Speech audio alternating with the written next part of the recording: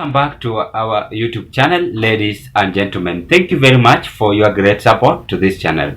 I don't take it for granted. Now, regarding Gachagua, I've declined to receive President Ruto at JKIA. And for those who have watched President Ruto coming back from Switzerland, Ruto, who was accompanied at the airport by the current CS of Interior, Kithure Kindiki, Kimani Ichung'wah, and other leaders in UDA. But Rigathi Gachagua was absent, as I'm just displaying the photos. And this is not the first time Rigathi now telling or confirming to President Ruto that he no longer have interest on his support. Remember, the Rigathi Gachagua is the one who escorted Ruto and is very much aware that Ruto was outside the country. But when you see and look at this, you will realize that Rigathi is now skipping because of Kimani Ichung'wah's presence, because of Ndini Nyoro's presence, because of Kithure Kindiki's presence at the JKIA. And this is a clear confirmation that both President Ruto and Rigathi Gachagua are now not in good terms to each other. I want us to break this into analysis form, that why is Rigathi today not seen at the Jomo Kenyatta International Airport, and was supposed to be there to receive the president as a sign of respect, as a sign of his own political colleague, and also as a sign of the second in command, and to report the first information. Whatever was happening in the country, he must report to the boss.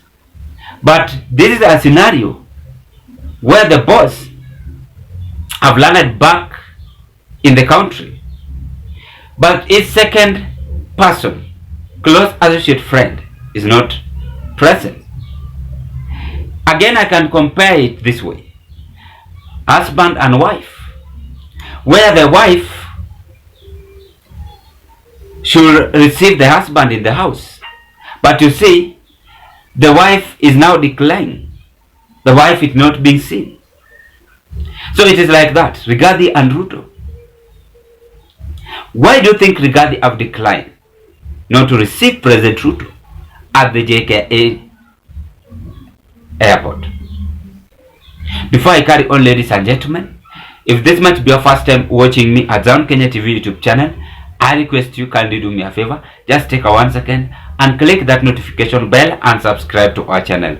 And to the members, I want to appreciate you so much for your great support you are doing to this channel, because if it was not your support, then this channel could have not reached to where it is as of now. I want to appreciate you and appreciate you so much for your great support. Please consider to like this video, watch, share, and give us your opinion. Now, back to whatever is now happening in the country. So, Rigathi Gachagua is now opening a war, and is clearly telling President Ruto that he's no longer having interest because, number one, Rigathi Gachagua is claiming that President Ruto is now traveling a lot, is flying a lot or jetting a lot, rather than is supposed to be in the country and subject himself for Kenya. Which is true, and I like how Rigathi is now carrying himself on the political room. But Rigathi Gachagua, what is doing wrong is the same Rigathi Gachagua is sometimes skip the State House function, is sometimes have no time for President Ruto. But is supposed to be with Ruto hand on hand, assisting to rectify the mistake taking place or happening in the country. Is supposed even to help Ruto to ensure that the economy is well maintained. The loopholes of cartels or corruption in the government should be sealed. That is the work of the deputy president, to check and assist the president. That is whatever he's supposed to do in the office. And again, Let's forget all about Rigathi Gachagua is now not seen at the JKIA, because that is all about political disagreement. Because Rigathi is having fear, or not even having fear. Rigathi is no longer having interest again on the Mount Kenya politician, like Kimani Ichung'wah, like Ndindi Nyoro, like Kindiki, because he is feeling that political discrimination which is being done to by Kenya Kwanza regime. That is why he is no longer having interest to even to welcome Ruto back in the country. And he's clearly telling Ruto that work with those people. Mimi, I'm very much satisfied with my people. Let me form my political party. Believe me or not, Rigathi Gachagua is going to form a new political party before 2027. And that one is going to be very much interesting, because we are going to see on how Ruto is going to get more votes. How is he going to acquire vote from Central? And if I were Ruto, I could have quickly reshuffled this and ensure that I am in good term with the current deputy president. In any case, they disagree to each other. Why don't they sit down, listen to each other, and rectify the mistake which they did? If it is Ruto who have done the mistake, Ruto must also come into his sense and ask Rigathi Gachagua, what have I done for you not to assist me in working to this government? So it means that Rigathi have realized that the government is no longer having interest to the people in the country. And because he doesn't want that blame, let him go away, run away from President Ruto, to Ruto to carry his own cross himself. That is whatever Rigathi is trying to reflect to Ruto. Then lastly, this is very clear that President Ruto and Rigathi Gachagua are having political clash against each other. So it is either Rigathi is now trying to tell Ruto that wakufanya kazi na haki na Kindiki unasema mimi simeniambia ati mimi am not satisfied, fanya kazi. Yesterday uliona Moses Kuria, and I analyzed it. Moses Kuria is having a claim that Rigathi is not taking tea at State House, but that is not a must. Even me, if I come from my own house, I am supposed to take a tea. Is it a must? I must take tea in State House. So Rigathi is right. Why should Moses Kuria come out and claim with such kind of political theatrics?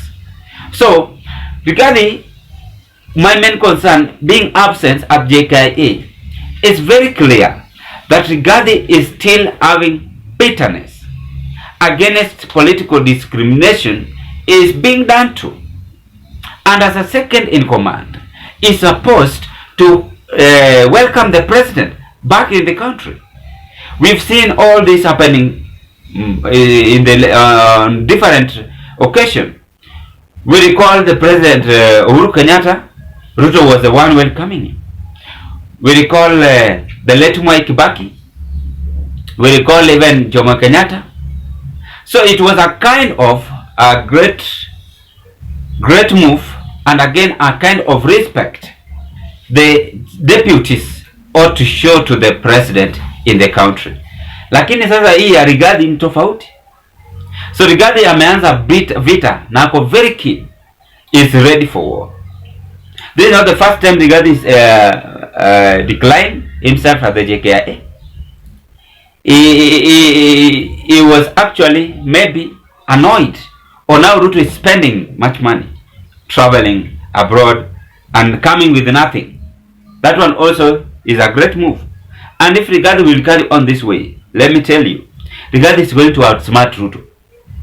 If he will carry on this way, he is going to outsmart Ruto and create his own political theme.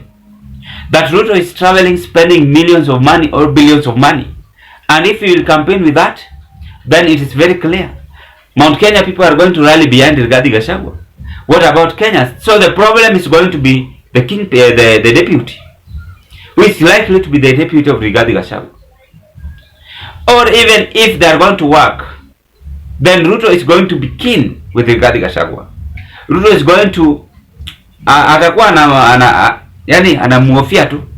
Is no longer going to have that political concern on Rigathi Gachagua. And up to now, even Ruto is not having interest on him. That is a clear confirmation. He is only having interest on other Mount Kenya people like Kindiki, Kimani Ichung'wah, and the rest. And that's whatever is taking place. But the effect of this is that Kenyans are suffering. So we call upon the two prominent leaders to come together and solve this problem, or else they are going to make this country into a wrong direction, and things are not going to be okay as we expect. Ladies and gentlemen, that is whatever I had to share with you at this point. I want to wish you all the best, and bye bye as we meet on another political discussion. Thank you very much.